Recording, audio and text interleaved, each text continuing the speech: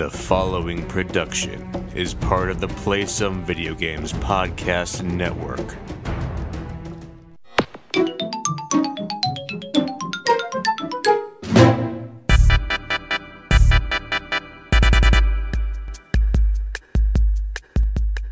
The Nintendo Shack is back. Welcome to another episode of the PlaySomeVideoGames.com Nintendo Shack. I am Jason Lacey, once again joined by Mr. Donnie Reese. Greetings, Koopalings. The dynamic duo has returned. What was going to be just Donnie taking a week off was both of us taking a week off.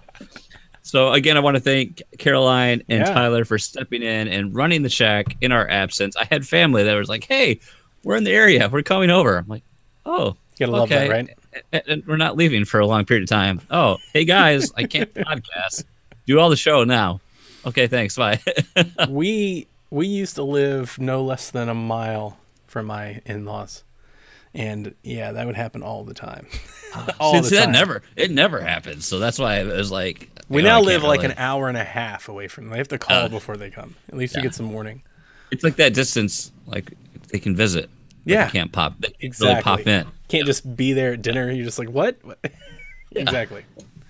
So look at we're back here at the shack. We're proud to have you all joining us on this journey through Nintendo Land itself, but not the Nintendo Land that Donnie holds so dear.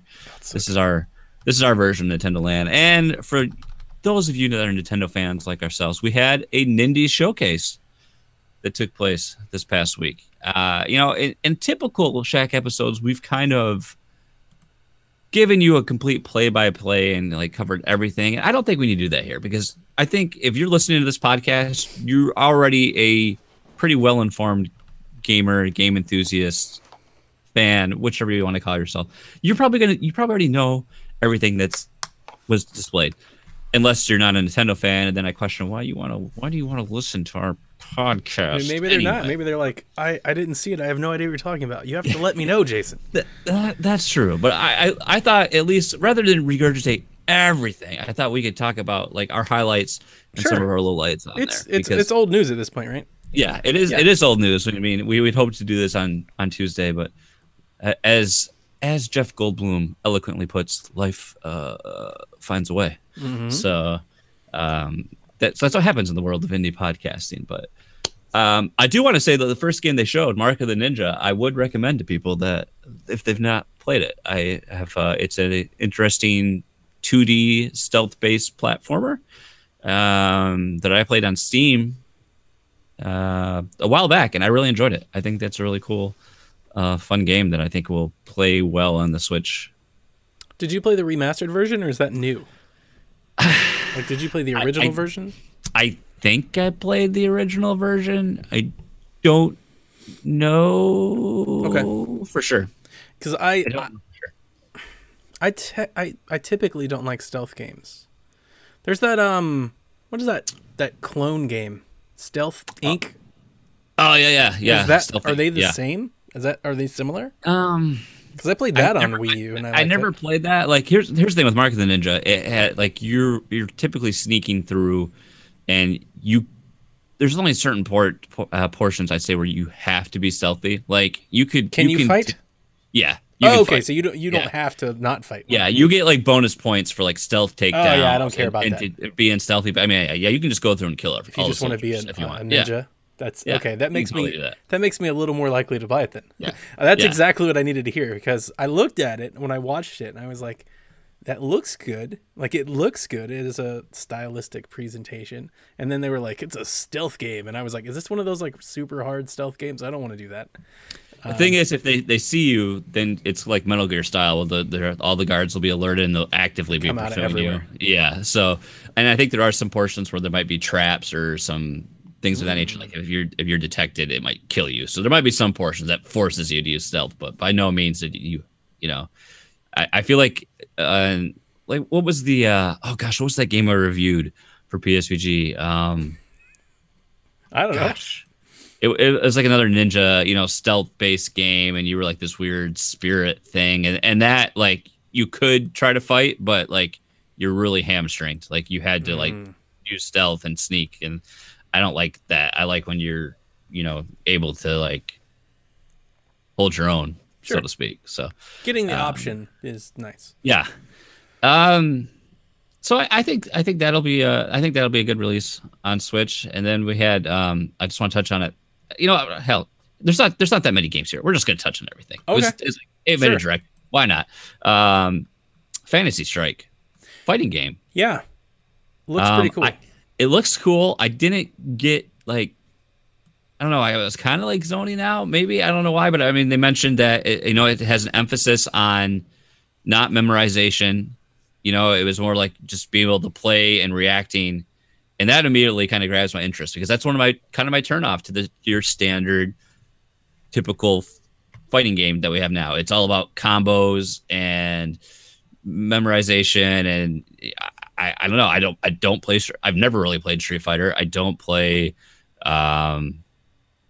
What else? I don't even know. I don't play Mortal Kombat. Injustice. I don't play Mortal Kombat. I played them, back in the day. Injustice. But I never thought I was into fighting games much anymore until I discovered platform fighters. So that's another story. I would think you're like a resident fighter expert. That's a story for another time. But different kind of fighter. I don't know. I guess I'm interested in this depending on the price point. I'm thinking. I guess it depends. Like, would you see them releasing just a few characters and then we see some other support along the way, or is this going to be like a $30 release? That's what I think. Like, could it be like a sort of like the Street Fighter model? What they did is they had bare bones and they released more characters along the way. I don't know if that's possible with an indie studio, if that's something, if they're looking to just have a product and get a premium price point out the door. Sure. That's a good question. I have no idea. The only takeaway that I took away from that trailer was like it looks neat and it has environmental effects. They made a mention about the wind and the rain and all that cool stuff. And I was like, all right, that looks kind of cool. And it's got like this cel shaded art style. It looked good. Price. Actually, I'll go ahead and say this now. For a lot of the games that were in this entire direct, I think price point is going to be like a major focus. Yeah. I don't think there's anything here that I would. Well, no, I take that back. There's one thing here that I'll commit to buy, and then everything else is like, let's see how much it costs first. Yeah, I'll say this. We'll talk about it more at the end, but I will say that reactions I've seen was very divisive, one way or the other. In this, I saw people that were like, "This was great," and then I see people like, "Oh, this was," people are just like very underwhelmed, very disappointed, very let down. I didn't see anybody that liked it until I listened to Nintendo Voice Chat and I saw some of the other like the IGN videos and things like that. All of those folks loved it, and then like all of our Twitter followers hated it. Yeah, let's go full on early spoiler alert. Would you feel positively about this? It's a good question. Because personally, I feel like I'm a Nintendo homer now because I was like, this was cool. There's like 5 or 6, there's like 6 games I'm interested in, and probably at least 3 I know for sure I'm going to purchase. To take the long route to answer your question, I think this direct further validates my statement that the previous direct might have been the best direct we ever had. Yeah. I think a lot of people going, this is awful because they came off this direct that was really good and they had high hopes. This is very similar to what we saw last year with Damon Baker coming up and rapid fire the releases, but then it got really weird when they brought the other guy on, and then they're like, that was a weird moment because I didn't know who he was. Banter. It's like this SNL thing. It was and there was no need because they don't even. There's no host interaction. We don't even barely see the host. It's all just gameplay. We even need Damon. Like you could just there'd be no person on screen and it would be just fine. So I had high hopes for it because there are still games from last year's Nindie Direct that we don't have. And I was, I was 100% just sure that we were going to get dates and things like that for stuff like that. Runner 3. Yes. Runner. Like, there's all these things that I was like, oh, for sure, we're at least going to get some fun. And Runner 3 has a date. I know that. But at least get it something, like remind people, like, hey, remember this game we showed you a year ago? It's still coming. That doesn't mean that the direct was bad. It just means that I had an expectation that didn't get fulfilled. I would say, though, this is probably towards the bottom, if not the bottom of like Nintendo Directs. Like it's not if I'm ranking it compared to other directs, I think this is one of the lesser directs we've ever seen. I guess I had extremely low expectations because I was just like, I'm going to see like indie games just boom boom boom boom boom boom. with release dates and out the door, and that's, I guess, for me it hit what the check marks that I was. Maybe Mark of the Ninja is supposed to be this, but this direct lacks anything with any oomph. Like Hyper Light Drifter got. Yes, that was my point. Why didn't they include that at the end? Right. Like, so like, all of a sudden, as soon as the direct was over, they're like, "Oh yeah, Hyper Light Drifter is coming to Switch." It's like, and there's Nidhogg got confirmed coming to Switch. Yeah. Apparently, they now have Game Maker Studio support on Switch, so that's the whole thing, because Hyper Light Drifter was built in that. A 2D platform brawler I was looking forward to was built in that. Don't even waste your time porting yourself now, though, because Smash is coming and nobody's going to want to play you. That's true. I mean, I played Brawl just from some perspective when I was toying around and streaming on the PSVG account the other day. And I was like, I'll play some Brawl out. And I like hit matchmaking up, and I'm waiting. I was like, okay, let me do they have a TV mode where you can spectate the other online matches. There were 2 other online matches going on. When they were like, the last time I played, there were like 20. So, or at least the whole screen was full. So like, maybe people are just tired of the game because it's not the greatest, but I think it's the Smash effect. Now everyone's like, well, Smash is coming. F this game. You know? Nice. Yeah. So if you're going to port, don't bother, because now the granddaddy's coming. And that was really the thing. I think it lacked the signature title, and I think they thought Mark of the Ninja, or another one we'll talk about, I think they think maybe that was it, and it's not. They didn't have that one. I mean, I would have throw more Travis Touchdown in there. There was like a new trailer and a new demo for that. At GDC. Like it just needed that one, highlight. And what we got was a slew of games. I'm always glad that they take time to promote anything like this, because the other companies seem to have stopped. But more so, I think the lineup was good. There's one game I'm totally buying. There are 4 or 5 that I'm. Is it Shapes and Beats? Yeah. I had a feeling. At first, I was like, and then I started watching more. I was like, okay. Yeah. I started to like move my head to the beat and everything. I was like, oh, I'm totally buying that game. It's like it looks like a more fun version of like Rhythm Heaven Fever. Yeah, it's like some crazy rhythm-based musical game. It's got bright colors and it's kind of psychedelic. It looks cool. Looks really cool. It's described here in this quote. I'm on a Polygon's recap. Musical bullet hell. Yes. So why not? We've got another game coming from this was from Tiny Build. Yeah. It's called Garage, a top-down like survival horror zombie Did you shooter. think Mr. Shifty? Oh god, now that you mention it. When I saw it, I was like, that's Mr. Shifty. Which I enjoyed Mr. Shifty, actually. I think much more than you and Kevin did. I thought it was fun.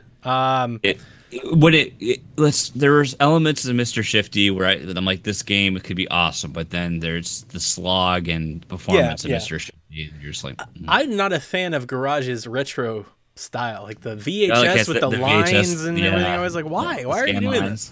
It'd be better if you could turn that off. Like if you had the option. I feel like there's there's like a zombie MMO game that's a top down like that, and it's massively multiplayer, online, cooperative, and you're like, doing that sort of thing. I mean, it's cool. Like I like the idea. Like I like zombie stuff, but I don't know if there's enough there for me to like really. That's one of those games that would have to review well. If it reviewed well, if I read a review and it was like, this is a really fun game, it's an 8 out of 10, I'd buy it. But if it's like it tried hard and it didn't do it really well, 5 out of 10, I'm not gonna buy it. Yep. Adult Swim games, Pool Panic. How did Kevin not like this game? I don't know. I don't know. I mean, from an art aesthetic, it looks fantastic. It looks like a living, breathing cartoon, in that trailer. Gameplay wise, I don't think there's something there that hooked me. Like I'm interested in this game, but not like. I think just coming off of Battle Chef Brigade, like he should totally be interested, because I mean he has a track record with the developer now, but I'm not interested.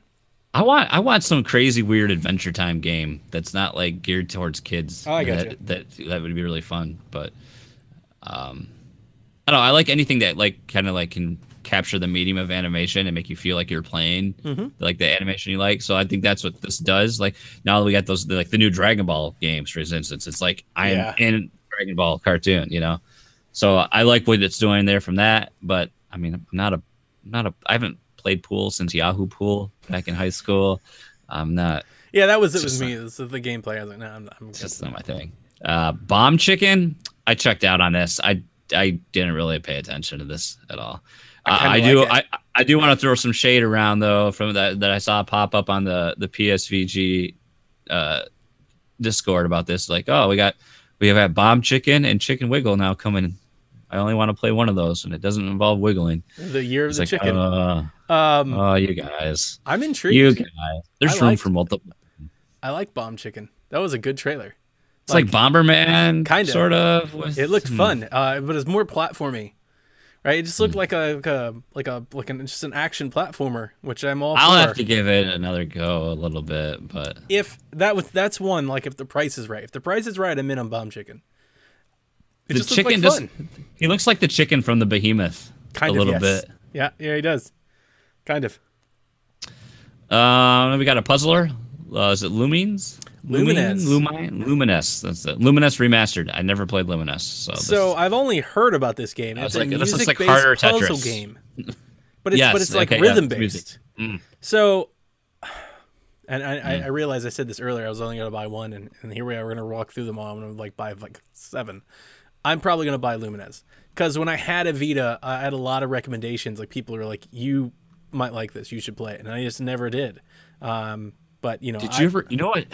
This is totally off the way, but you know what puzzle game I did love when I played it?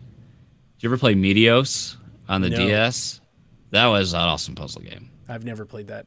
I'm never into. I don't play a lot of puzzlers, so I guess the music and rhythm could be a hook for me. But I hear the music is really good. I mean, the people that played it, especially like I say Vita, but I think it's like PSP.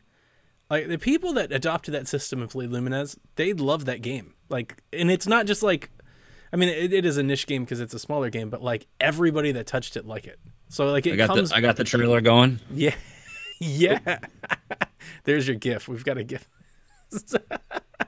Yeah. So got it. It's all staticky. I'm in as long as it's not like Runner 3, ridiculous price. If that game comes at $14.99, absolutely. Yeah. If it's like $39.99, maybe not. I kind of feel that way like with everything in this lineup. It's like, yeah, if it's an indie, it's at $12.99, sure. Think of all these gold coins you're gonna have, though. I have 200 more since I last cashed them out last week. I already have 200 more. I logged in today. I almost do too. Yeah, but if like Bomb Chicken is like $12, dude, I'm totally in a Bomb Chicken $12. If it's $30, maybe not. Good thing it's the worst rewards program in gaming history. It's fundamentally broken, as Kevin said. Here's what you do: if you double dip, if you buy your I never thought of it until Steph started talking about it. Let's finish this. We'll come back to this because I have a story that I can tell. So let's finish. All right. Reigns, King and Queens. This trailer, I had no idea what this game was. I think the trailer showcased it horribly. But everyone I've talked to about this says this game is amazing. And it's so pumped that it's coming here. But they're always like, yeah, I played it on mobile. And it's like, okay, so now I could just play it on mobile for like $2. And then on Switch, I'll be paying like $15. Yeah. But apparently it's like Tinder, but kingdom managing. So you're faced with a set of cards and you swipe left or right, and that's your decision. And you have to to manage your kingdom society and balance everything, you have to have positive ratings in so many different categories. So the decisions you're making are affecting those categories. So I'm sure it's going to be, like public opinion and military and diplomacy and all these different things, these different aspects. And if it goes too low, then your monarch dies. And then there's must be a line of succession and all this stuff that works out. I don't know. The more I've talked to people, I'm more interested. But yeah, but prior to that, it was a low light for me as well. Yeah, it was not. Nope. What did you think of Lightfall? Like the Limbo mixed with Celeste mixed with Runner. That's the only thing I thought of was Celeste. I was like, this is Celeste. It's got some different gameplay. It looks mechanics. fantastic. I think the art, the visuals look awesome. Visually does look dazzling good. place. This ad runs on my browser. Visually, it did look really good. It looks premium. It looks like a really quality product. That could be like the highlight of the whole thing. You know, that could be the Celeste moment here. Like speedrunner mode. I mean, there's definitely gonna be an audience for this. My only question is, like Celeste, I need to know, like, just is it super hard? Hi, Tyler. He says, I'll be gone. RuneScape has sucked him back in. Yeah, the game he keeps giving since like what 1992 or something. Whenever he should be happy to know. Someone was like in one of my Discord channels, like, hey, I was just thinking about RuneScape. I played that a lot in high school. Is that still around? I was like, yes, it is. If it's super hard, I'm not. You know, just like Celeste. Like, yeah. If it's that hard, I'm not really interested. I'm gonna be honest. If it's hard like Celeste, I don't know. Celeste like really scratched an itch I didn't know I had, and it's really hard for me to like. 'Cause Celeste does it so well. It's really hard for me to go into something else. But I don't know. I feel like maybe I need to. Like, although playing Flint Hook is teaching me that maybe playing hard games isn't that fun because that game kicks my butt over and over. But yeah, it looks cool. I mean, it looks like again a quality game. Timed console exclusive. Yep. West of Loathing, Wild West weird stick figure RPG. I checked out during this one too. I guess I need to go back and watch the trailer. Hashtag Kevin game, because this was like the one thing he said he was like excited about. That's so funny because it's the one game I was like, no. I watched it. I was like, no, I'm good. Yeah, I enjoyed one of these games before. It's called Gum and Clive, and that's all the one I've ever wanted to play. Oh gosh, so yeah, it is like total weird stick figure RPG thing. I don't know. I don't think I want to just stare at a black and white stick figure game for a long period of time. Just the look alone. I was like, no, I'm not. I like colors. Like I played, when I played that really bad shmup with the submarines and stuff, that was all monochrome. That was monochrome too, and it just hurts your eyes after a while. So I think West of Loathing, I'll go east on that. Okay, help me out here. Was it Poda? I remember I remember the guy was saying it weird. It was like Puda or something, and it was like that's not what it looks like at all. I can't remember, but I think this looks really cool. I'm in on this one. And it's co-op, so like you and your kids can play that. Kind of reminds me of Brothers.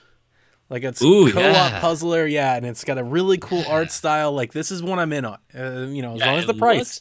Looks great. I love the look of it. It's based on it's inspired by Norwegian art and culture. Unfortunately, here's my problem is like am I missing out because I can't do the co-op. So that's like what's the single player experience like? I think you just control each character with each Joy-Con like Brothers.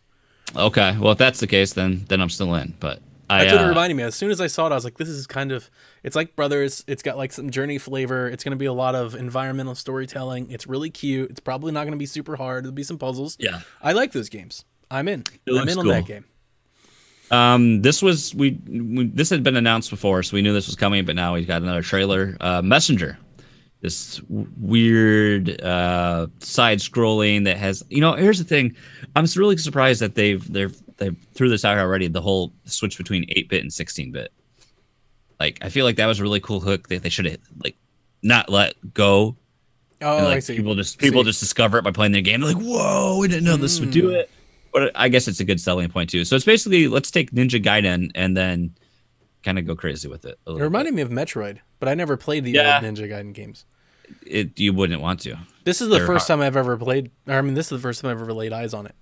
So, okay. I looked at it like when it first got announced. So it's like this an 8-bit platformer that then all of a sudden it switches to 16-bit, and there's movesets you can unlock and gear. It looks cool. There's character progression. There's a lot of stuff going on here. I think it looks like a really cool game that I'm looking to.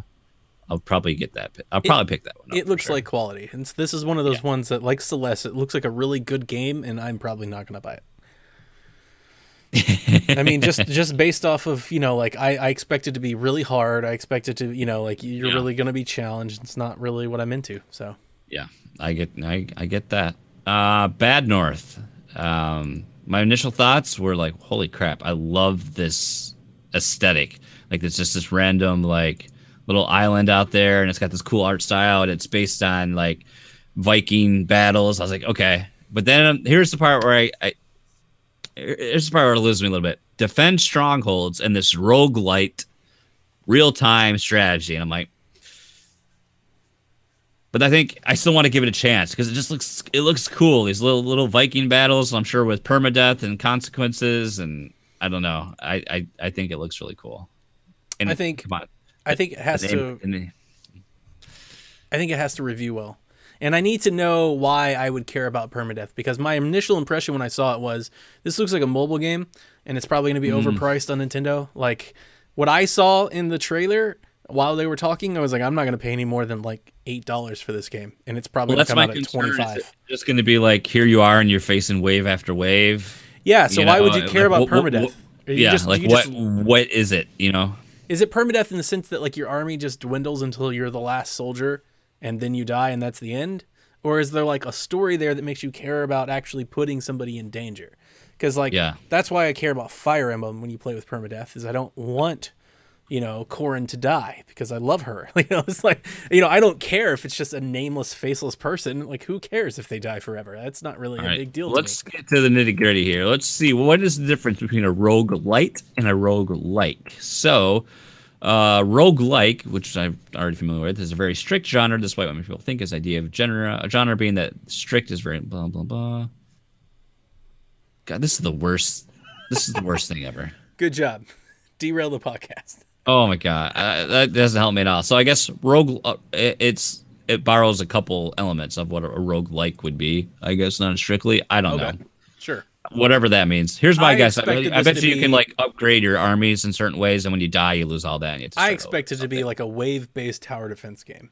That's what it kind of looks like. If that's the case, then I'm not quite as interested. You fight until you survive, and if you don't survive, a game over. And if you do survive, you beat the game. But that's it. And maybe there's a leaderboard. To be honest with you, again, if this game cost anything more than a $10 bill, I'm not interested. No. It just looks real simple to me. Yeah. And we closed out the show with their big announcement of Banner Saga 3 will be coming to Switch. But, if you haven't played... But Banner Saga 3, I haven't played the other two. How can I play 3? Don't worry. We're bringing those to Switch, too. Well, at least they didn't like Mass Effect 3 us like they did on Wii U. Where it's like, hey, play the last installment in this super long game. I've never played the Banner Saga. I have the first game on my PC, but I've never touched it. I got it free through... Twitch Prime. Yeah, it was a Twitch Prime free game, so I will get all 3 on Switch and play them. Really, I've been interested in this series, and it's the Switch effect. It's that perfect way where I can just have it easily accessible. I can stop, suspend, come back to it. I mean, just like with RPGs and stuff, I feel like I'm going to play so much more on Switch than I will on.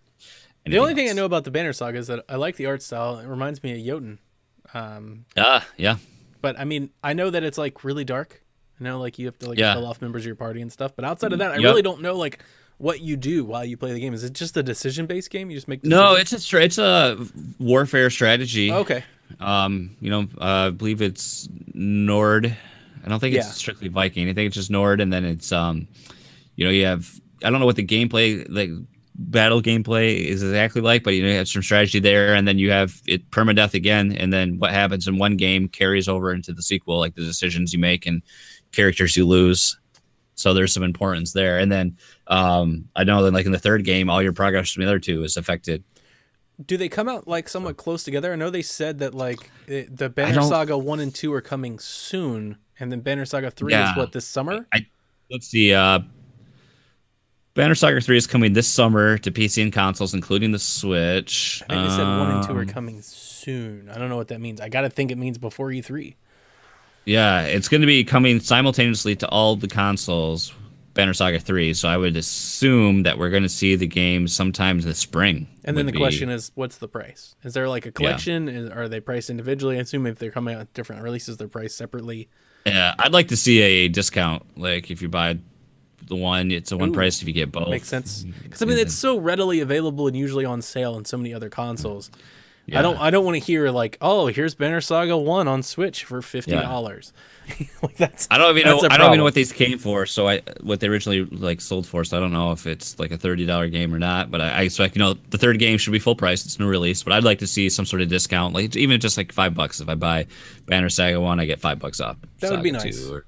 That would be something nice. like that. Or maybe they just don't sell them bundled to begin with. I don't know. Yeah, So, that would be cool. I'd be more interested in that. But although, I mean, it looks cool in the trailer. I kind of know about the game because I've seen it in other places. It's $20, by the way, on other consoles. So, it's 20 on Xbox. It's 20 on PlayStation. That's Banner Saga, like the first one.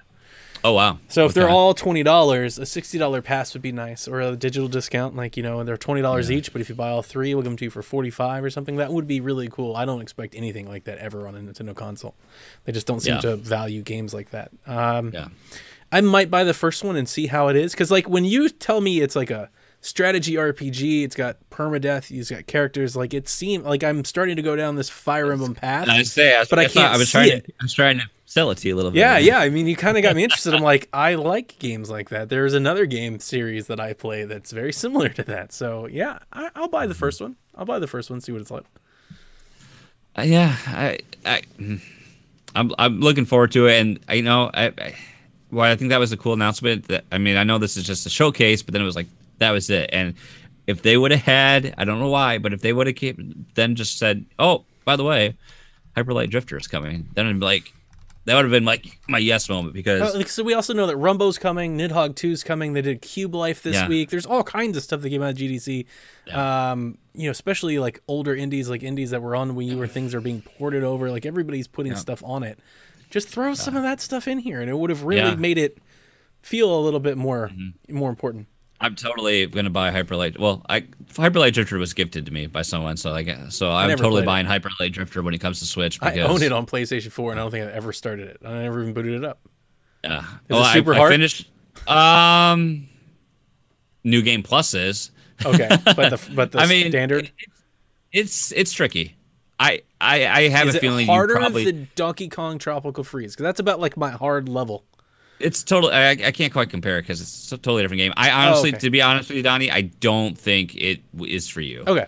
Because the boss fights do get pretty challenging, especially like for instance, New Game Plus mode. You have to do perfect fights, otherwise you die. I don't want any of that. I have some old streams up there somewhere. You can find some, but okay. I just don't. I don't think it. Honestly, I wouldn't recommend it for you. I'm not lacking for things to play, man. I've been playing that Kirby. Yeah. I'm gonna grab one or two of these indies. Hopefully, one or two of the indies we're expecting. It's gonna get me to Runner 3. It's gonna get me to South Park. Like I'm good. Like I am good on the Switch front. So. Okay. All right. So that was the Nindies Spring Showcase, in a nutshell. We also are gonna do a quick review of the Long Reach, but before that, let's go back to that point. Thank you for reminding me. So I wanted to address this with Kevin, although I get the sense that he doesn't want to argue with me in open forum. I think he wants to say his thoughts and then not be countered publicly. He'd rather just say them and that's it. Because I brought him up in Discord. He's like, I'm not going to talk about it. But just to counter his argument, he had mentioned on the PSVG podcast, the proper show, that he thought the Nintendo rewards, the gold coins, were fundamentally broken. I believe he said it. He saw it as a broken system. I believe were his words, to quote him. So the major difference is he doesn't share the love that we share for like the DDP. And maybe that makes us homers, but I, for one, really love the DDP. He's all like, his entire argument was based off like that Kotaku article. How many games you have to buy to get $60 back? I think that's what a lot of the arguments I see. Everyone's focusing on how much you have to spend to get a free full price. How many Bing rewards do you have to get before you get $60? As somebody who gets Bing rewards, has been using them for years, a lot. That is a lot. You don't get $60 every month for using Bing. Like, it takes me 2 or 3 months to get a $5 gift card. How many rewards points you get from Amazon? I actually looked it up and put it in our Discord when we were arguing about it. It's like 1 or 2% on most purchases. I have an Amazon card. I've been getting rewards for them for 5 years. Most of the time I log in, I got $6 or $7 there. I don't log in and have $80 sitting there waiting for me to blow. Like, that doesn't happen. For me, that argument felt tilted in favor of your platform, that's how I argue. I mean, that makes sense. Yeah. I would say for those of us that ever enjoyed the DDP, I think we're a little more open to this, because I enjoy the Gold Rewards program because it just gives me a little added incentive to buy something. That's all. Yeah. Like I'm not looking for a free handout every month or every other week. I'm just looking for, how many games went on sale today? Like 30 of them, right? And they're really good games. Like we were talking about in the Discord, there are really good games on sale. SteamWorld Dig is on sale. SteamWorld Heist is on sale. These are great games. If you've got $5 in gold points that you accrued in the last 5 months, all of a sudden that $12.99 price is $7.99, and you pop. You're like, I'll throw some money at it. Yeah. I did that so much on Wii U. I've and it's funny. The other thing is, Kevin mentioned last year, 2017, how much he fell in love with indies. I felt that way on Wii U because of the DDP. Like when we had the DDP promotion, I was buying indies like every other week because I just had credit to burn. Yeah. I was like, it's a $10 game. I've got $3. It's only cost me $7. I'll buy it. Yep. Whereas like a normal indie is $19.99, and I'm like, I don't know if I actually want to buy it. Just getting that little bit extra, like, kind of it's incentive to purchase. For the people that may not be familiar, the Digital Deluxe promotion was offered by Nintendo. You had to buy the Deluxe console. It was like 2 years, I think they ran it, and was for every $50 you spent digitally, you got $5. A $5. That was 60, but it was like 5%, right? Yeah. Yeah. So, but it was great, and this isn't quite that. I think that's the only thing it's just a little bit below that, but I actually think it's on par with most reward programs. It's about right. Well, I was initially pretty harsh on it too. I didn't, and I was pretty negative about it. And then now that I've thought about it, and I did read an article. I can't remember which publication put it together, but they basically went through and ranked. They went through and took PlayStation's. I have those too. I get PlayStation rewards, Sony rewards. Yes. Whatever Microsoft offers, this reward. They compared them all and were like how much you had to spend, and this was not the worst one. It's not. It was like in the top about right. top quarter. So it's about right.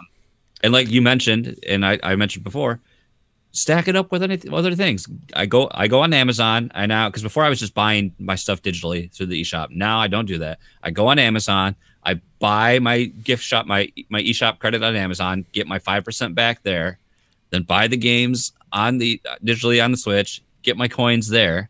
So like now, like I bought Brawlout in the past with my Amazon credit for free. I've got another $20 sitting on Amazon right there. That's another indie game. Yeah. And I wouldn't have done this because when I had the gold coins, I bought Flint Hook for $15, full price, got my more gold coins. Then all of a sudden I was like, oh, I'll get Stardew Valley. And I had, I think, 600 coins at that point. Yeah. So I got that game for under $10. And so my thing, the other point that I would mention is that, he made a big, I'm trying to sign into my Nintendo now so I can pull up my account history and actually tell you what I did. And I think it's going to make me lose my point. He had another point that I forget. He had another point that I just didn't seem like it was like totally fair, and I can't remember what it was. I'm sitting on 124 coins. The other point was this isn't going to make people buy digital. It's not supposed to. Who cares? Like that's really not a point.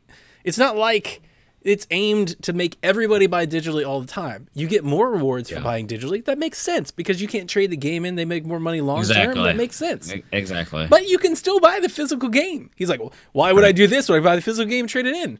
I don't know. Don't. Like, it's not really like it's not an and or. You do whatever you want. Whereas, I think he took the approach, this isn't going to help me buy more $60 Mario games. I took the approach, this is totally going to make me buy more $12.99 indie games. Yeah, I've never been able to use it to get like a free full price game. It's always been most of the time it's been taking what would be a thinkable purchase to a when a game is like that $15, then it's like okay, but if I can get it under 10, then it's like whatever. Yeah, you throw $10 almost anything, especially when you get like a Black Friday sales. When they do start discounting, even if it's not like the discounts we want, right? But when Odyssey goes on sale for $34.99, dude, if I got $15 of credit, I might buy it again. Like, it's there's such an incentive when you can discount it, And like you said, I do the same thing that you do and the same thing that Seth does. I'll trade in a physical game at GameStop, stash credit, buy stuff on the eShop, gets me more coins, combine the eShop credit from the trade-ins with the coins that I have. Look, There was a day about 3 weeks ago where you logged into Nintendo, the shop on the Switch, and you had no money. And then you woke up the next day and you logged in, you had some money. I don't care if it was $1. It was $1 you didn't have the day before. I don't really see how anybody can be all that. It's like it really is like you're not owed that. Nobody. Yeah. You're getting money for spending money. Yeah. Yeah. Like you're getting paid to buy something. They could just not do it. Yeah. Speaking of buying things again, I was on eBay today looking at Wii U's. Were you really? No, you're joking. You're making fun of me. I right? was. No, Are you serious? Yeah, because I talk with Tom Servo. He's in a couple other Discord servers I'm in. He keeps talking to me about how he's playing Smash on the Wii U. Dude, I've been playing Smash. And I'm like, so here's the thing. I'm not. I couldn't do it. I like because I'd be having to look at spending. They're super cheap. I found one that was like $100, but then I have to get Smash and I have to get a Pro controller. And I'm like, that's a lot of work. And by the time I do all that, I'll be waiting like 2 months for the newest game. Yeah. So it's just I won't ever do it. But the fact that I was even looking is. I've been playing my Wii U somewhat frequently since I bought it. So I haven't been on a podcast in a couple of weeks. Like we had some stuff at work. My boss went out of town, so I was kind of in charge. We just had tornadoes that were like ripped a city apart that I've been dealing with. It's been hectic. I haven't been able to podcast. So in between there, I've been playing a lot of Wii U. I will tell you this. There's some interesting things to about the Wii U now that in like having taken a year away from it and coming back. One, they took Miiverse completely down, right? Like we all know that. Mm-hmm. It completely changes like the War Plaza. It's nothing but like Nintendo infomercials. Like there's no personality to it at all. Like I wish they'd just take it away. Also, they didn't patch any of that out of any of the games. So like when you're playing Smash or you're playing we beat Mario Bros. U on Mario Day. Like we actually beat it the day after. We started on Mario Day and we couldn't finish it, so we beat it the next day. Mm-hmm.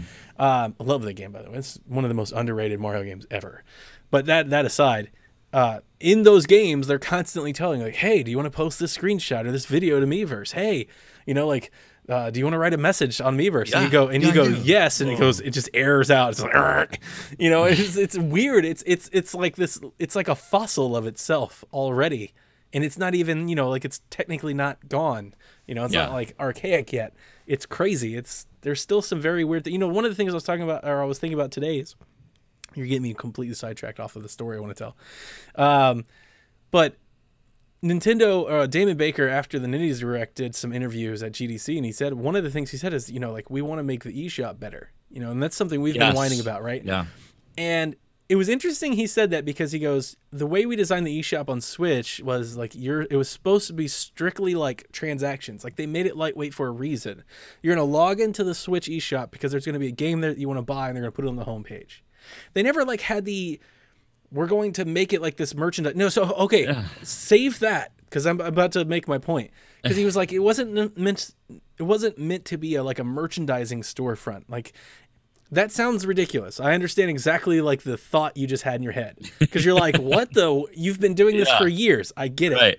But here's the thing: go log into a Wii U and click on the eShop and go in, and there are tiles everywhere.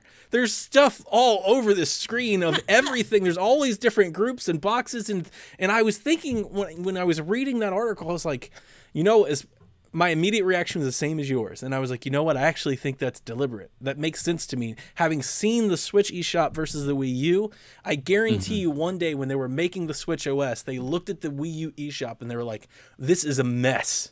We have to make it faster and simpler. Yeah. And they designed the Nintendo eShop for Switch.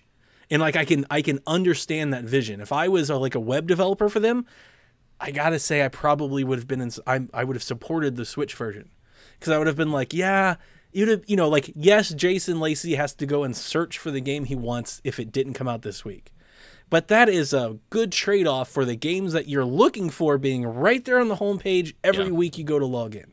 Because for the most part, when you go to the eShop, you're going there because you know a game is there. Right. You're not going just to scroll through some stuff. Yeah. Oh, I did the other day, and it's a fun little experiment. I urge you to do that. But now, all I'd really like to see there is like a genre category. Yeah, maybe so I could pick that, or then like it'd be cool if you could have.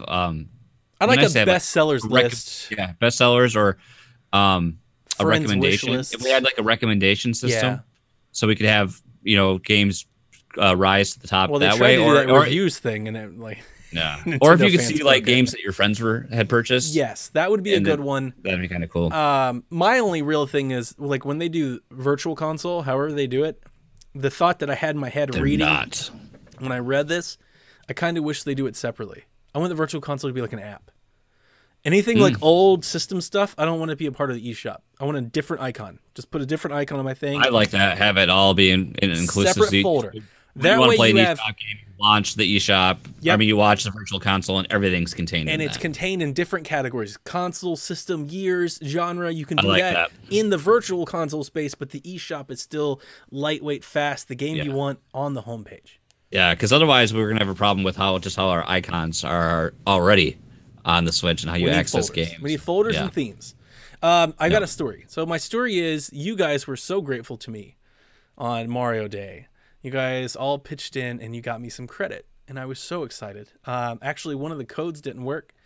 And my history of Nintendo... Tyler! One of my history of Nintendo codem has taught me is that 5 and S's get mixed up all the time. Yeah. So I started And zero- swapping out yeah. characters. Totally got it to work. I was like, I got it. And fixed it, which he thought was fun. Here's the interesting thing. March was the first month the Switch came out, so all of my gold points were expiring. At the time that I credited that credit that you guys gave me, I had 1,799 gold coins. I had, Wow. $17, $18 worth of free game there, which I was planning on using, which expired March 21st. I was like, oh no, because I went to go buy a game and it makes you use anything in your wallet before you can use your gold coins. Or at least, Oh, I no. didn't So do you had- it right. I think that's Yeah. the case. I was like, wait a minute. Oh no, I've got to spend $80 before I can use these gold coins. They're going to expire. It should let you use the gold coins. It should be an option. I think it should let you use. those Maybe I instead just of did it the- wrong because I was Yeah. trying and I was like clicking things and I was like, this isn't working. Because really what it was is I bought Pac-Man. Pac-Man was $20 and it was going to take it right out of my wallet instead of letting me use the coins first. And I was like, oh no, that's a problem. I mean, Yeah. the fact that coins expire, period, is a problem. That's my biggest problem with the whole damn program is that digital currency has an expiration date. That's ridiculous. Yeah. I think that's just aimed to get you to put money back into the system. Right. more regularly. Exactly.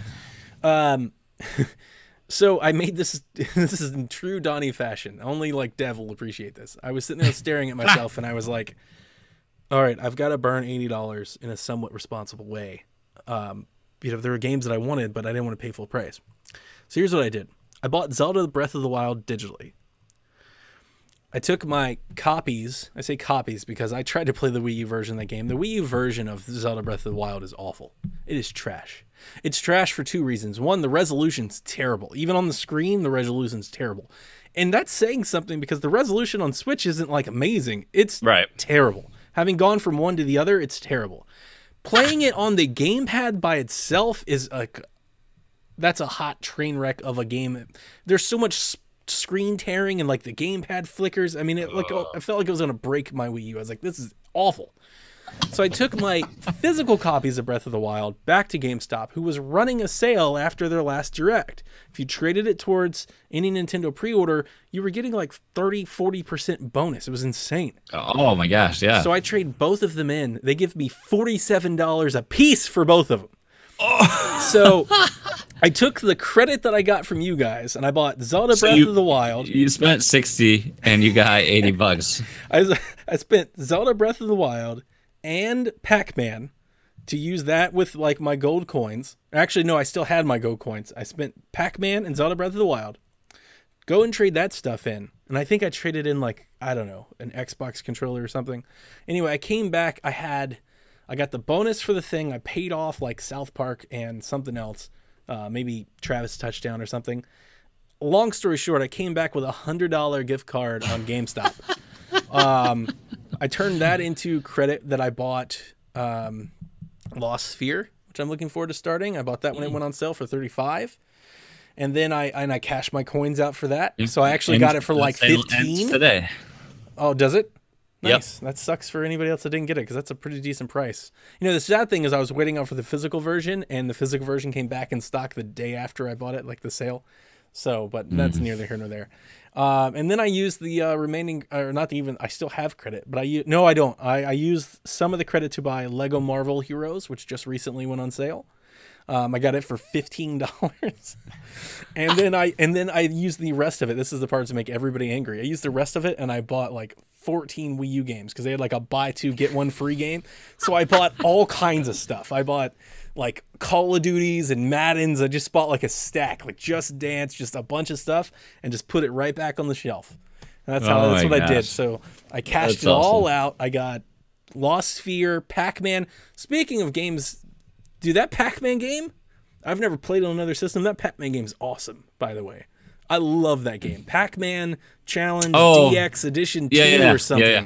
I played a demo for it, I think, on 360. Dude, it's super fun. My wife was like, I feel like I'm going to have a seizure. She's like, what the hell is happening right now? Yeah. Like, I'm bouncing from one corner to the other and going around, and there's like 18,000 ghosts, and it's all neon, and it's, you know, techno stuff going. And she's like, what is this? This is not the Pac-Man I know. It's great. That's awesome. I've been enjoying that quite a bit, and yeah, I mean, I feel like I really stretched that dollar. I'd say so. As far as I'd say so. What are we doing on runtime right now? We're okay. Do we do 48 minutes. We can talk about Long Reach. Okay. Well, Long Reach. Okay, so never heard of this game, and then Donnie posted, "Look at this trailer. This game looks awesome." And here we get this side-scrolling adventure horror themed pixel game for the Switch. I was like, I'm in. Just remind you of Stranger Things, right? Totally. Yeah, it just had this synth synth heavy music going and everything. I was like, all right, awesome. Released 2 weeks ago 2 weeks ago Thursday? Yeah. I believe. Was it $15, I believe, on the eShop. I believe the developers are in the Czech Republic. They're somewhere, Serbia. I can't remember. They're in that region. I can't quite remember. Okay. Which, but yeah, really. No, you're okay. Really interesting looking game. But the journey for me left a little bit to be desired. So, to give you a little background, you play. There's a brief intro sequence that introduces you to the game a little bit, which is death essentially, and then you're thrown in as I can't remember the name of the character you play as, but essentially there's something happened in this laboratory, as it always does, and everyone, the people that are affected, are like insane now, and they're going to murder you if they see you. If people are dead, or they're going to murder you, and you're left to try to right what's wrong, or just survive, I guess, to say the least. So this is an adventure game. So immediately, if you're not a fan of it, collecting items to solve puzzles, you won't want to play this. It's not a point and click, however. You actually control your character by moving left to right. You have a run button, and then items highlight on the game screen if you can interact with them, be that to just get a description or to actually collect them or use them. And I have to say, the first half hour in this game, I was like, yes, this is awesome. Like that first intro sequence, I was like hooked, with what was going on. I love the back, like playing this with headphones, like the ambiance and the sounds. I was like, oh my God, like there's like I hear freaky breathing. I don't want this crazy guy that's going to be over there kill me. And that all kind of fades away after a little bit. And the rest of the game wasn't so much like that.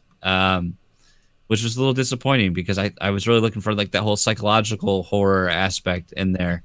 And I think I would have liked to see a bit more of that. Unfortunately for me, I hit a game-breaking, progress-halting bug. Tell me within about this. Within the first 30 minutes. So there's a sequence once you're in the laboratory, and there's a crazed individual that you have to interact with, and he'll chase you through doorways into other rooms if you do so. First time I ever did it, it worked fine. He killed me. Load back in. All of a sudden, I run through a door. He doesn't ever come through. I go back out there, and there he is, and I watch as he just walks off the screen. Ignores me and just walks off the screen. He's gone. I leave the room. come back. He's still gone. He's completely gone from the game. I go into that locker room area, and all of a sudden I see at the far end the little white notification on the ground that means there's an enemy walking. So I wait. Nowhere there. He's not there. So I go and stand where that thing is. Let's see what happens. All of a sudden, poof, you died. I was like, what the? So he spawned into that room, but he was invisible. Wow. Okay, so I loaded it up. Okay. I loaded up and do it again. And this time I'm like, okay, let's see how much I just run right past him. If I run past him, then it like clips and he sees me, but he can't attack me. He's just swinging his pipe or machete or whatever, and it doesn't hurt me. And then eventually he gets bored and walks off the screen, and the loop continues. So I immediately I messaged the devs on Twitter. I was like, hey, I think I discovered some bug, and they immediately like, oh, we're gonna DM you. Had this lengthy dialogue back and forth with these guys. They're super responsive. They're like, hey, I know, apologize, our English isn't good. I was like, English is fantastic. You're doing fine. And I was like, I told them what they're doing. It's like, okay, we're gonna fix it. And like, I was like, I can get you guys video, but it's gonna have to be when I get home because I don't have a way to capture it. I'm at work. And then I was like, whatever. Put it up. I turned off the lights in my office. I shut the door, put the Switch in tabletop mode. I got my cell phone out. I record it that way, send it to them. The next morning, I get up at 5.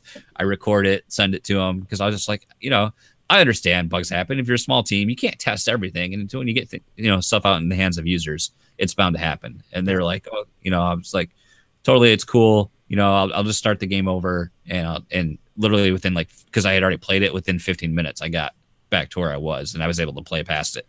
I did encounter another bug later on where I turned invisible, but I could still interact with everything. Wow. So it didn't affect my gameplay at all. And I remember, I think I read Polygon, it might have been Nintendo Live's review, and they mentioned they had some bugs too. So a little bit of a buggy experience, but I still got past it. I guess I was really surprised because, I told them, I was like, yeah, I'm looking forward to this. Is going to be a game I'm going to play this weekend. I can't wait. And I was talking to Kevin because Kevin was reviewing it and playing through it on PS4. And all of a sudden, I was messaging him. I was like, yeah, I'm going to play it a little more later on my break today. And then I come back. I'm like, well, I'm done. He's like, what? I was like, yeah, it's short. Yeah. Short game. You surprised me with that one. You got a message from me. You're like, hey, have you played this game yet? So I beat it in 2 hours. Yeah. And I mean, if the experience is good, that's fine. But let's face it, the story and the narrative here kind of gets a little convoluted and messy, and I still don't understand it after going back and thinking about it. I don't really know what happens still. I know that this lab was, and this is a spoiler because they talk about it right at the beginning of the game. The lab is researching with some sort of stimulant that can basically heighten human ability. Your character can't play music at all. All of a sudden, they give him this drug, and he's playing Mozart. He's playing symphonies, doing all this stuff, but then something goes wrong, and it makes people hallucinate and go crazy. So I like what the game does with that, playing on those hallucinations and, is what you're seeing reality, what's not. And I think I'm going to put this out here as a spoiler alert. So if you don't, because I'm going to spoil this because this is the review. That's what we do. Donnie, the part where you find out that you played a hand in the prologue section, I thought that was one of the coolest twists in the game. When that happened, I was like, this is awesome. But unfortunately, that whole drug house scene, that whole section, that was way off the reservation, wasn't it? Your character, all of a sudden, he kills people, and then he just goes there for however long, and then I love it. That she astrally project herself there like Luke Skywalker, and she's just yeah, I don't. I'm not gonna lie to you. I loved that part. I thought it was really good. So your bugginess, I actually thought that I had encountered what you had, but it didn't stop my gameplay. But there were times when I entered these really dark rooms, I completely lost control. And I would sit there and I would hit all the buttons and move them. I'm like, what in the world? And my character's just stuck. And I was like, is this what Jason found? And I just kept trying. And after 2 or 3 minutes, I got back. The game has really long loading times. Yes, the loading time. I had one time it was really long. I had an endless loop. I had to force close the game. I had to shut down the game because it was just load. Yeah, I thought you think for the type of game this is, it's not a powerhouse. The Switch should be able to snap this perfectly. And yeah, it's 5. I feel like it's 3 minutes to get into the game. My not to rehash everything you just said. My focus of the game. I mean, I played through it. I enjoyed it. I think we spent too much time in the first facility. Like the trailer, the pacing's a bit. Yeah, the trailer kind of sells this like destructive world and everything's in fire, and it's like this Cloverfield thing I was really looking forward to. There's not much any of that. Yeah. Now I will tell you that payoff moment when you get there, it's worth it because you're like, this is really awesome. But even it is short lived, and you're right back into another facility, and you're like, what the? You know, it's like, I was like, I love that second act, you know, and you're like, I get something new, and it's like, okay, you're done. Now you're going right back there. Right back into what you were. Yeah. It's like I want more of that. And not any of this. I thought we'd get to play multiple characters too, and you do sort of, just very brief. And the ending, the pacing in the end, it was just like, okay, you're done. It just really, and maybe it's because I thought I was getting there too, and I really rushed through it. But I felt like the end was just really quick, abrupt, and what it does at the end again kind of bookends like what I was talking about at the beginning, where you have someone trying to murder you. Yeah. And I thought, you know, is this going to be like a Silent Hill or a Clock Tower type thing where you have this protagonist that's going to hunt you, you know?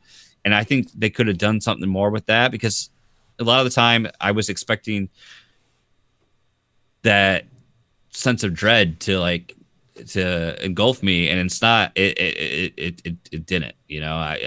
You're just by yourself exploring these empty rooms. Maybe you're interacting with a creepy character, but it like, the setup from like that first sequence, like when the one lab guy was like acting like a dog, I thought, oh God, he's going to be like a killing dog, you know, and I wanted to avoid him. Yeah, and there's no payoff. And there's no payoff there. Yeah. So things like that were let down because I think they could have done so much more with it. And like I talked about this on Fluxipose, I was like, I want to play like a pixely side-scrolling horror game like this. And then Lucas and I were talking about, dude, you should play Detention. There was a game on Wii U that came out that's a pixel survival horror type game. Lone Survivor. And we were talking about that. He's like, you should play that. I was like, Donnie talked about this. I was like, during Halloween. It's like, this would be a game I should play. It's a really good game. These games are kind of in my wheelhouse. I like to play them a lot. I'll wrap this up by saying that I felt like the puzzling was very obtuse. There was one part where apparently when you run over, you talk to somebody, and when you run back, you're supposed to pick up the keys, but the keys aren't there when you run the first time. Yes. So I ran past the keys, and I spent like 40 minutes just going up and down this elevator trying to figure out what I'm supposed to do until I went back to where I started, only to realize, oh, I completely walked by this thing that wasn't there when I walked by the first time. That's what the game does. On YouTube. You do a lot of backtracking, and things change based on your progress. Like that's what the problem was, where I got my progress was halted because I could get into that room, but the toolbox wasn't there for me to get the flashlight. I see. It doesn't happen unless you interact with that character properly. Then all of a sudden it's magically there. I got you. Exactly. There's a lot of that. What about your thoughts on the 4 magnets on the safe? Hated that puzzle. That puzzle. Trying to remember that puzzle. When you had to restart the generator.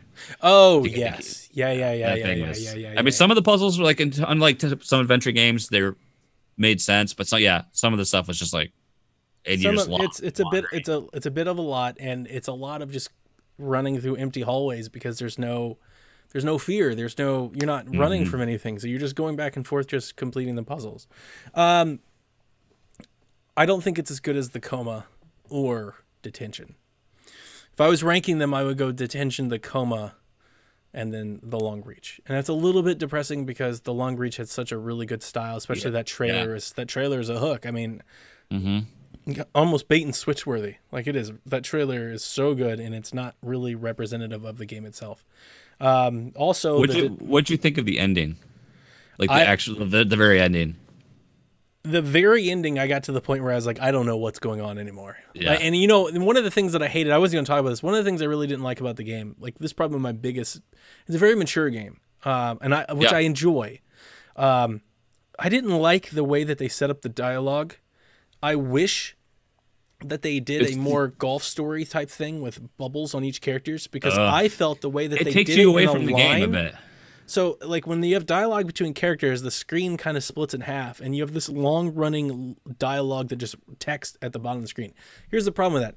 I found at times, especially with all the hallucinations, I couldn't keep track of who was who at any moment. Yes. So I can't really remember the characters I was like, wait a minute, am I talking? Is this person the person I think they are? Am Is I it somebody Steve, else? or is this guy? Exactly. And Yeah, I was like, I had the same thing. Okay, so I think that was my biggest issue. I felt like the text maybe was the kind of hard to story read too. would have carried more weight if I had been able to assign it better visually, faster.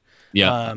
So once I And kind of it took all your focus back, at the bottom of the screen instead of looking at, because you're just the whole reading picture. and you're just reading, you're clicking and reading and reading. You don't really, you don't exactly know which character is talking to who. I've read that your dialogue choices don't really they don't affect the story at all either. So I mean, you can pick whatever you want. It doesn't do anything. It just gives you maybe a different response. By the time I got to the end, I was like, I really have no idea what I just experienced. That was a trip, if there ever was one.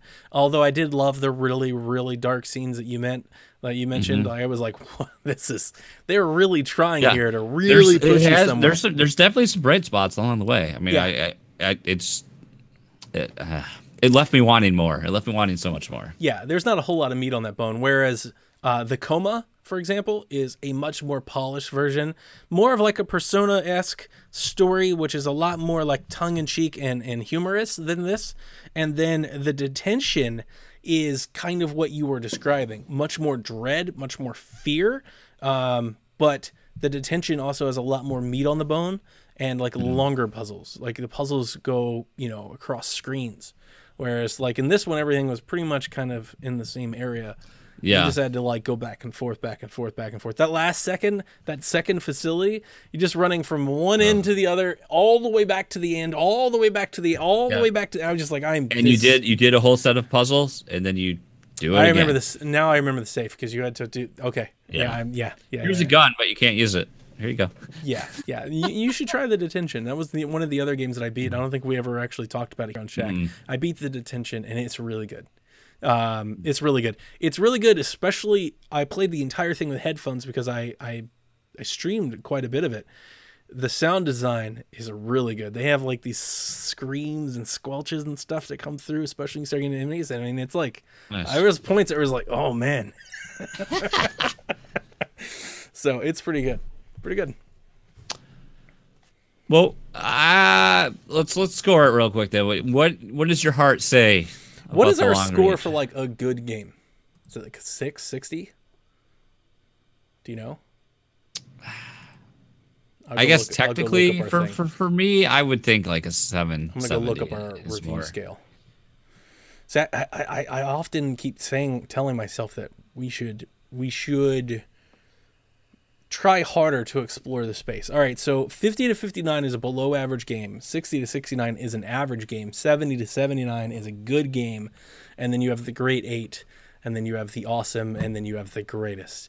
Actually, now having read the description of our rubric, what we're supposed to actually think, I think the Long Reach is a below average game. It's not that the game isn't worth playing. I think the game is fun. I think it's I actually don't think it's worth its price point. I would like it a lot cheaper, like maybe half that. Based on the fact that you can beat the game in one play session, 15 seems a little high. Also, the fact that the game is short, it's super short and it's padded. Like the super short experience even feels longer than it should. You're like, Jesus, how many times am I going to run back and forth across the same hallway? So in that regards, I think the value, I think the weird story, like there are parts of the story that for me just didn't make any sense. Yeah. So I can't even say that was like it was intentional. Maybe it was intentionally. The positive things really resonate with me, but so it makes me want to bring it back up. But then there's enough that you have to be as a realist. I have to say, okay, wait a second. Yeah. So I mean, there are certain things that, again, as our definition says, the game isn't particularly fun to play, but for some reason, it's not inherently unplayable. No. That almost seems exactly like how I would describe this game. It's not, I didn't really have a whole lot of fun outside of like a couple moments. Like there was this like when you walk across that bridge, I wanted to record that so much. It is over the internet. I was like, yes, the whole city's on fire. This is great. But that's literally, it's 13 seconds of the 2-hour game. And I was like, everything else seemed like a down. If it was like 5 hours, perfect. But with more story and the dialogue was better, and like they set it up better, and you'd have the bugs, you'd have the glitches, and like there's a lot more cons than pros. I'm gonna say it's a below average game. I give it a score of 59. Okay, we're really close then, because I in my heart I was like right around a 60 with it. So okay. So Yeah, I mean, it stinks, but I mean, it doesn't live up to what we were hoping, and I mean, there are some fundamental issues with the game. I mean, I don't usually encounter bugs, or I feel like I'm not that. And then look at I couldn't play the game. I had to restart it, So it's unfortunate, but so disappointed because I wanted this. We've been looking forward to this game since that trailer, and like really hyped about it, and then it really great trailer. That's the beauty of a great trailer. Like I was thinking about that with that Pody game that we were talking about. Like that's a good trailer. I was like, I'm gonna buy that game. I hope it's good. Hey, I helped a small team out. Got $15, so maybe they'll do another one. It'll be better. Yeah. So there you go. Well, we covered a lot tonight, but unfortunately, the rest we'll have to save for another night. So thank you for listening to this episode of the Nintendo Shack. You can find Donnie and myself. We're over on the Discord. Come on, say hi. We're on Twitter. We're on all the things. We're on the website. We'd love to hear from you. And we'd love you to check out the other podcasts on the Play Some Video Games Network. We've got all your subjects, everything you want. And most of all, we want to see you next time on the Nintendo Shack. Until then. Good night, Koopalings.